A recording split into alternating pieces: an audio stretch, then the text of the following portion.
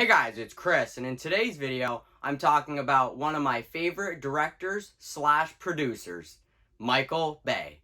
Michael Bay is an American film director and producer. His films are high-octane action movies with fast cuts, stylish visuals. He uses an extensive use of CGI or special effects. The films he's directed slash produced include Armageddon, Pearl Harbor, the first 1 and 2 Bad Boys, and the Transformers film series has grossed $7.8 billion worldwide, making Michael Bay one of the commercially successful directors in history. The guy is always shit on. He says he's a bad director, but he's made Paramount so much money. That's why he's always has something to do with Transformers now, because he made him money.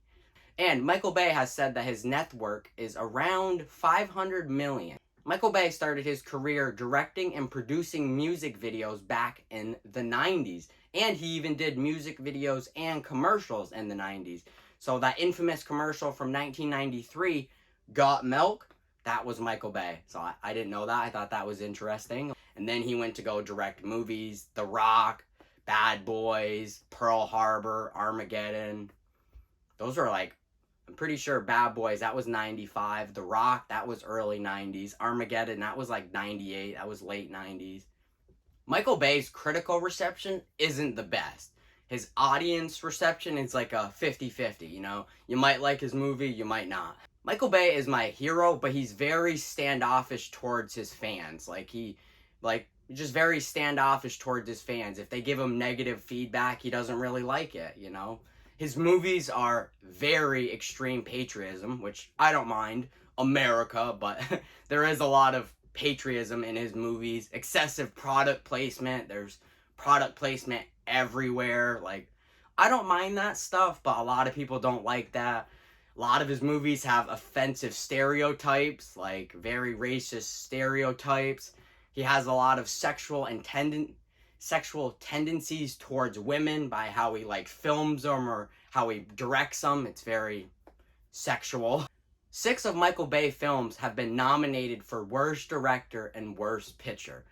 I don't think, nominated, you just get nominated, doesn't mean he actually won some of those awards, but I don't think his work is that bad.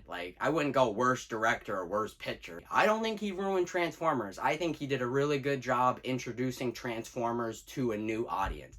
Because that's what got me. In 2007, when I watched the first Transformers movie, that's what got me interested in Transformers. His work isn't really it's not really praised upon, but I think he really does good. And the action sequences, his explosions, his action and spectacle is usually, it's never boring. It's always exciting or fun. So I really like that aspect of him. He really does do good on action sequences, especially with giant robots fighting each other. It usually looks pretty good, polished. His CGI looks excellent, especially the ones in the 2000, Transformers 2007, that CGI looks great even to this day. And that was in 2007.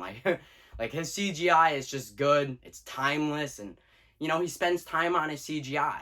I find Michael Bay's work entertaining.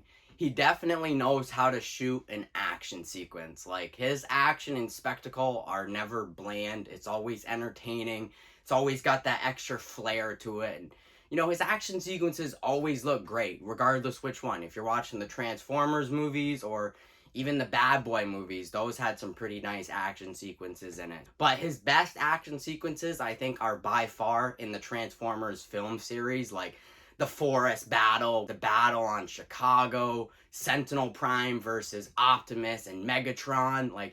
He knows how to shoot an action sequence. The first 5 Bay movies, you can say what you want about the stories, if the stories weren't very good or it was incoherent, there wasn't really, it was thinly plotted, it didn't really have a story to it. But you can't deny that in all the 5 movies he directed, the first 5 live-action Michael Bay movies, you can't deny that the action sequences didn't look, amazing. Like I said, I don't know what he does with his CGI, but he just does it so well. He spends time, and he likes to polish it and make sure it actually looks good. It looks fluent. His action sequences are the best. I know I keep saying that, but that's really what makes his movies stand out. His action, his spectacle, it's always entertaining. His explosions are always epic, big scale. Like, he loves his explosions. What a pyrotechnicians, like, he must really work with them a lot, because those explosions, they don't really look like CGI explosions. Some of them do, but, you know, one of them where the cars are exploding or the cars are flipping, it's probably pyrotechnicians. I can't remember if I got that right. Yeah, pyrotechnicians. They work with explosions, like big spectacle explosions, and Michael Bay loves those. Michael Bay has a particular filming style, and I love it. It's action, spectacle. I really like CGI and action, and Michael Bay always delivers on that front. His just action sequences are just the best. And like I said before, I would recommend watching the action sequences in his Transformers movies, like any of them. The first one, Revenge of the Fallen, Dark of the Moon. I wasn't a big fan of Age of Extinction or The Last Knight, but those movies do have some pretty cool action sequences, and I'm a big CGI guy, and I think he always delivers on that front. The CGI is great, and his action is always entertaining. Hope you enjoyed today's video, and as always, don't forget to hit that like and subscribe button. Peace.